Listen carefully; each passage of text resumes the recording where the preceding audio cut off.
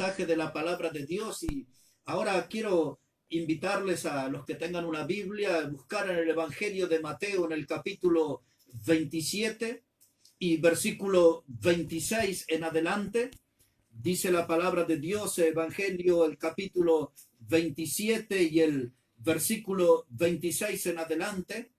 Entonces le soltó a Barrabás y habiendo azotado a Jesús, le entregó para ser crucificado. Y entonces los soldados del gobernador llevaron a Jesús al pretorio y reunieron alrededor de él a toda la compañía y desnudándole le echaron encima un manto de escarlata y pusieron sobre su cabeza una corona tejida de espinas y una caña en su mano derecha. E hincando la rodilla delante de él, le escarnecían diciendo: Salve, rey de los judíos. Y escupiéndole, tomaban la caña y le golpeaban en la cabeza. Después de haberle escarnecido, le quitaron el manto, le pusieron sus vestidos y le llevaron para crucificarle.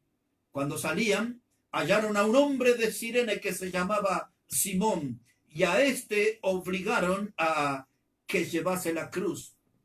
Aquí en este último texto que nos habla acerca de Simón de Cirene, el hombre que obligaron para que llevase la cruz, usaremos como título a nuestro mensaje: la bendición de caminar con el Hijo de Dios. La bendición de caminar con el Hijo de Dios. Por aquel tiempo había un edicto, una ley escrita que decía que un soldado romano podía tomar a un hombre judío y obligarle a que le llevara su carga.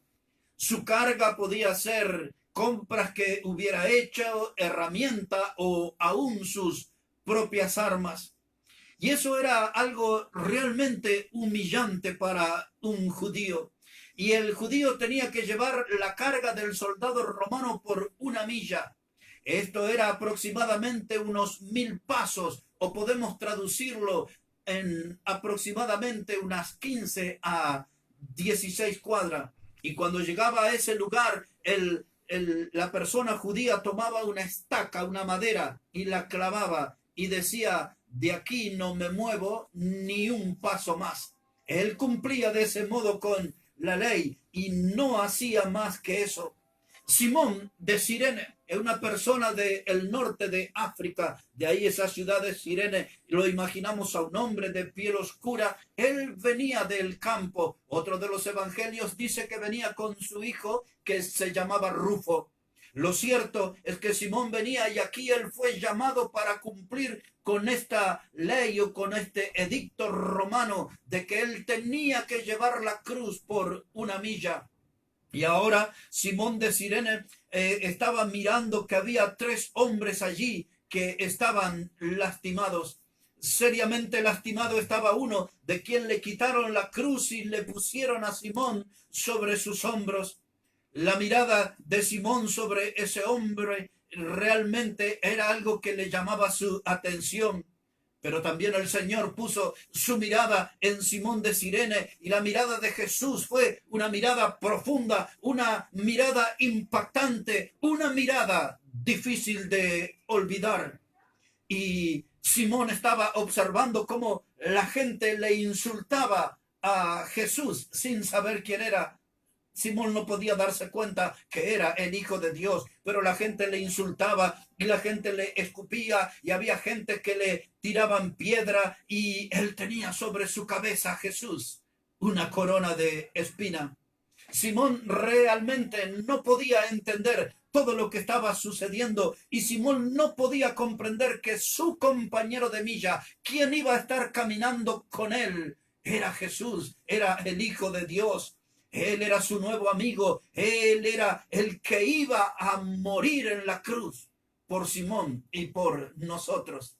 Y de aquí es que nosotros estamos tomando este tema, la bendición de caminar con el Hijo de Dios, pensando en la persona de Simón. Imaginamos nosotros del gran privilegio de poder caminar junto al Hijo de Dios. Una gran bendición. El lunes que pasó se cumplió 40 años. 40 años de que yo comencé a caminar con Jesús, el Hijo de Dios.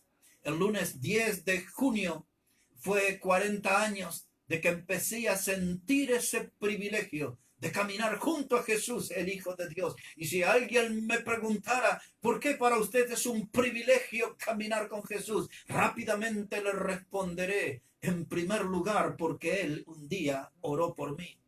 Oh, sí, para mí es un real privilegio caminar con Jesús, el Hijo de Dios, porque Él un día oró por mí. Lo demostraré si podemos dar una mirada al Evangelio de Lucas, el capítulo 22 y versículo 39. Evangelio de Lucas, el capítulo 22 y versículo 39. Dice la Biblia que saliendo, se fue como solía al monte de los olivos, y sus discípulos también le siguieron. Y cuando llegó a aquel lugar, les dijo, orad para que no entréis en tentación. Y él se apartó de ellos a distancia, como de un tiro de piedra, y puesto de rodillas, oró. Y diciendo, Padre, si quieres, pasa de mí esta copa, pero no se haga mi voluntad, sino la tuya. Y se le apareció un ángel del cielo para fortalecerle, y estando en agonía, oraba más intensamente, y era su sudor como grandes gotas de sangre que caían en la tierra. Allí en Getsemaní, en ese huerto, este era un lugar familiar para Jesús, porque dice el texto que como solía, es decir, como acostumbraba, como estaba habituado, él siempre iba a ese lugar para orar, para estar a solas con Dios. Y él se apartó de los discípulos, dice la escritura, como a la distancia de un tiro de piedra, y puesto de rodillas allí oró. Una oración intensa, una oración impactante. Allí en Getsemaní, donde Jesús estaba orando sobre sus rodillas, ese era el paso previo hacia la cruz. Y allí había una copa inmunda, dice el texto. Y Jesús habla con Dios el Padre y le dice, si es tu voluntad, pasa de mí esta copa. ¿Y qué es esa copa inmunda, asquerosa? Una copa desconocida, porque en esa copa estaba allí el pecado de todas las personas de la historia humana. Era eso lo que realmente Jesús estaba viendo en esa copa. Era el pecado de todas las personas, de todas las épocas de la historia humana. El Hijo de Dios, Él iba a morir por todos los hombres y mujeres que estaban infectados por el pecado y la muerte. Déjeme repetir esa idea. Jesús, el Hijo de Dios, Él iba a morir por todos los hombres y mujeres que estaban infectados por el pecado y por la muerte. Él iba a ir ahí a esa cruz. Por eso a mí me conviene estar aquí observando que Jesús oró por mí. Y eso es una motivación para que en esta vida yo camine con Él, porque el puesto de rodilla oró. Y esta oración es algo que a mí me conmueve profundamente. Saber que aquel día Jesús oró por mí. Saber que aquel día yo estaba en su lista de oración. Porque Jesús, el Hijo de Dios, muy bien sabía que 2000 años después, un pecador como yo, iba a necesitar de un gran Salvador como Él. Y Él se puso sobre sus rodillas y Él iba a orar allí, clamando al cielo por misericordia, clamando al cielo por perdón de pecados para los pecadores. Y dice allí que la Biblia, cuando Él se puso de rodillas, estaba en agonía. Esa palabra agonía es la palabra griega agón, y esa palabra agón se utiliza generalmente para dos clases de eventos. La palabra agonía se utiliza en el campo de batalla cuando los ejércitos pasan al ataque. Ahí se utiliza la palabra agón, y también la palabra agón se utiliza cuando un atleta se prepara para una competencia de alto nivel. Y allí el Señor estaba en esa competencia, Él estaba en esa lucha, en esa batalla. Él estaba pidiendo al cielo por perdón de pecados y por salvación eterna para los pecadores. Por eso esta oración a mí me conmueve profundamente, porque el saber que aquel día Jesús oró por mí, Él oró por los pecadores, y eso es lo que me impulsa, lo que me motiva, lo que me empuja hacia adelante, a caminar con el Hijo de Dios. Y es una gran bendición en esta vida poder servirle y poder seguirle a Jesús, el Hijo de Dios. En el Nuevo Testamento, en la carta a los Hebreos, se nos da más información sobre esa oración. Si usted tiene una Biblia ahí a mano donde se encuentra, si no, solamente me da su atención y le leeré lo que dice Hebreos, el capítulo 5 y el versículo 7, dice la palabra de Dios: y Cristo, en los días de su carne, ofreciendo ruegos y súplicas con gran clamor y lágrimas al que le podía librar de la muerte, fue oído a causa de su temor reverente.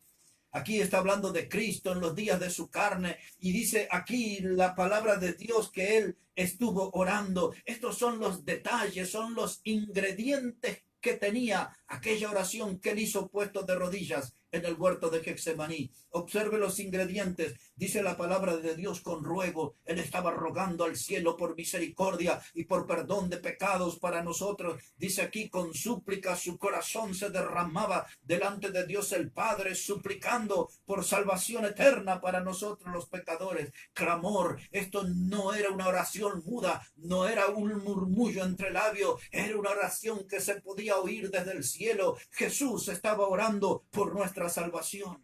Y dice aquí la palabra: con lágrimas.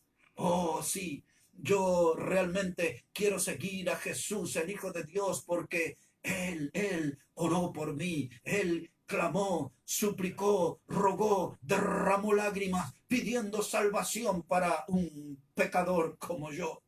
Ahora, esta oración dice aquí que él estaba en agonía y dice que caían su sudor. Era como el de grandes gotas de sangre.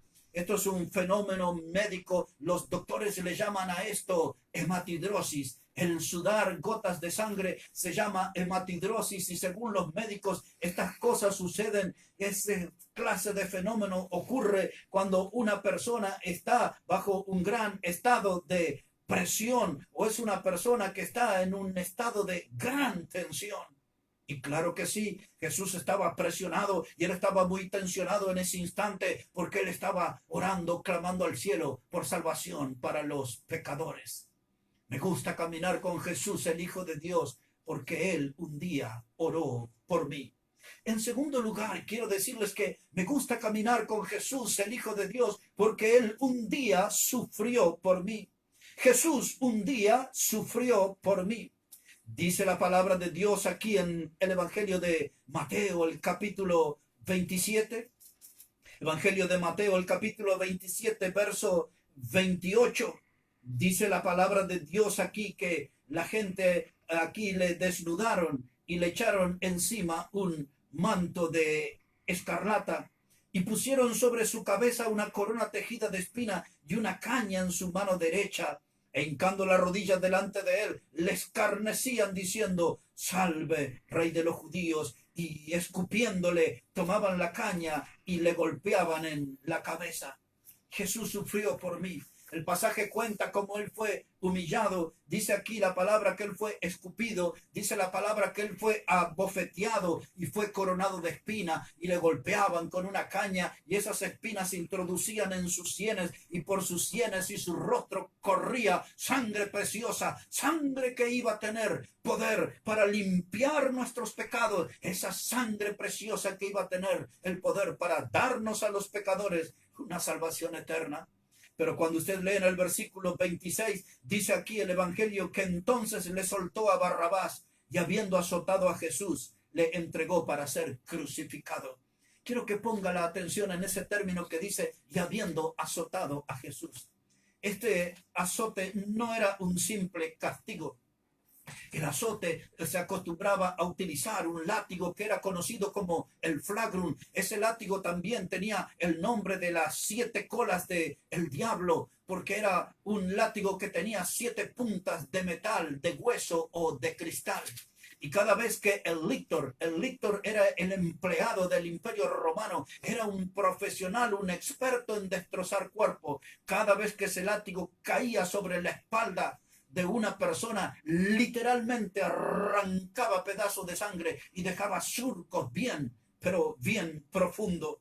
Y ahora allí el Señor Jesucristo fue azotado, castigado. Su cuerpo fue realmente como nos contó el profeta Isaías en el capítulo 53 y los versículos 2 y 3, cuando dice que Cristo fue herido y molido por nuestro pecado.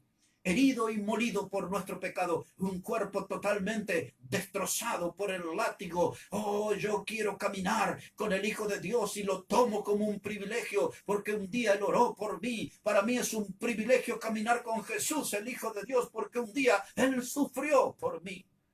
Y luego Él estaba tan malherido y ya sin fuerzas, no pudo cargar su cruz. Y pusieron esa cruz sobre Simón y salieron allí por rumbo al monte Calvario o el monte de la Calavera o el Gólgota, que es otro de los nombres que la Biblia le da. El monte de la Calavera, Gólgota. Y allí ellos tomaban por un sendero que es conocido hasta el día de hoy como el de la Vía Dolorosa. Y allí la gente salía y le insultaba y le apedreaba. Los padres acostumbraban a sacar a sus niños y a señalar al que iba a ser crucificado. Por ese tiempo solamente dos clases de personas eran crucificadas: los homicidas y aquellos que eran acusados de sedición, es decir, de rebelarse contra el poder del César romano. Y eso los líderes religiosos judíos y los políticos romanos convinieron en acusar a Jesús de sedicioso. Y ese fue el argumento para llevarlo hasta la muerte y la muerte de cruz. Fue azotado, fue escupido en su rostro, fue abofeteado, le colocaron una corona de espina. Y ese no es un detalle menor, porque cuando el hombre pecó y Dios maldijo a la tierra por causa del pecado, Dios le dijo a Adán: cardos y espinos producirán tu campo. Oh, sí, porque las espinas son símbolos de la maldición, y esa corona era de espina porque la intención de los líderes religiosos judíos y de los políticos romanos eran transformar a Jesús en un ser maldito. Y por eso le pusieron en la cruz, porque la Biblia dice en el Nuevo Testamento, en la carta que Pablo escribió a los Gálatas, capítulo 3 y verso 13, dice allí el texto que es maldito todo el hombre que muere en un madero. Por eso querían transformar a Jesús en un ser maldito, pero gloria a Dios, Él es nuestro Salvador, y esa corona de burla se transformó en una corona de gloria. Esa corona estaba puesta para quien la Biblia dice que Él es el Rey de Reyes y el Señor de Señores. Y allí iban en ese camino, la Vía Dolorosa, y cuando llegaban al lugar de la crucifixión, extendían sobre la tierra una cruz de madera, y ahí ponían al Hijo de Dios y le clavaron a la cruz. Hay algo que el oyente de la hora bautista debe entender: Jesús no fue atado a la cruz, Jesús fue clavado a la cruz. Cuando usted lee la profecía en el Salmo 22, dice la Biblia, la palabra de Dios: horadaron mis manos y mis pies, contar puedo todos mis huesos. Esa expresión que dice horadaron mis manos y mis pies, horadaron quiere decir que perforaron. Jesús fue clavado al madero, pero no fueron esos clavos solamente los que le detuvieron en el madero, sino fue su gran amor por nosotros, los pecadores. Ponían 2 y a veces 3 clavos en la palma de la mano y lo que sería la muñeca, y esos clavos eran como de 13 a 18 centímetros, y eso realmente producía un gran dolor, un enorme dolor. Y luego allí con unas sogas levantaban esa cruz, y esa cruz caía en un pozo, y el sacudón abría las manos y abría las carnes del que iba a ser, el que estaba siendo crucificado. Realmente ese dolor fue tremendo. Por eso cuando yo digo que para mí es un privilegio caminar junto al Hijo de Dios, porque Él un día oró por mí. Es un privilegio caminar junto al Hijo de Dios, porque Él un día Él sufrió por mí. El diablo y la gente le animaba a que Él descendiera de esa cruz. Uno de los ladrones que estaba siendo crucificado le señaló y le dijo: si tú eres el Hijo de Dios, desciende de esta cruz y sálvate a ti mismo y a nosotros. Pero si Jesús hubiese bajado de esa cruz, usted y yo estaríamos perdidos para siempre. El Hijo de Dios, Él fue a esa cruz, Él sufrió por mí, Él sufrió por ti. Esa fue la demostración más sublime de amor que los humanos podamos conocer. No hay una historia de amor, no hay un lugar donde se haya demostrado un amor tan inmenso y un amor tan intenso como el que Jesús mostró al morir en la cruz del Calvario por el pecador. Oh, Jesús murió allí en esa cruz. Él estuvo aferrado a esa cruz por amor a nosotros. Una persona en la cruz podía morir en 3 horas, 5 horas, y algunos podían estar 2 o 3 días. Una persona en la cruz allí en ese lugar desértico podía morir por deshidratación. Una persona en la cruz podría morir por tétano, por la infección que le causaban los clavos. Una persona allí podía morir por la infección, por las heridas del látigo, y venían los insectos y se metían allí en esas heridas y aumentaban el dolor y producían una gran infección. Una persona allí en la cruz podía morir por un paro cardíaco. Una persona allí en la cruz realmente sufría. Y Cristo Jesús, el Hijo de Dios, Él sufrió por mí. Y Él sufrió por ti. Él oró por los pecadores. Él sufrió por los pecadores. Él fue allí a esa cruz y venían en la parte final con un hierro, con una masa, un martillo grande, y le quebraban las piernas para aumentar el sufrimiento. Y lo hicieron con esos ladrones que estaban a su costado. Pero cuando vinieron a Jesús, no pudieron hacer eso. Uno, para que se cumpliera la profecía, contar puedo todos mis huesos. Y en segundo lugar, porque él ya estaba muerto y no pudieron quebrar sus piernas. Pero el sufrimiento ahí en esa cruz era un sufrimiento intenso, era un enorme sufrimiento. Él estaba ocupando allí el lugar del pecador. Cristo en esa cruz estaba muriendo como nuestro sustituto. Yo quiero caminar con Jesús en esta vida. Yo quiero caminar como Simón de Cirene junto al Hijo de Dios, porque Él un día oró por mí. Yo quiero caminar con Jesús en esta vida porque Él un día sufrió por mí. Y yo quiero caminar con Jesús, el Hijo de Dios, por esta vida, porque Él un día murió por mí. Jesús murió por mí. Dice así las palabras de Dios en Apocalipsis, el capítulo 1 y el versículo 5. Observe, dice la palabra de Dios, Apocalipsis 1 y versículo 5, y de Jesucristo, el testigo fiel, el primogénito de los muertos y el soberano de los reyes de la tierra, al que nos amó y nos lavó de nuestros pecados con su sangre.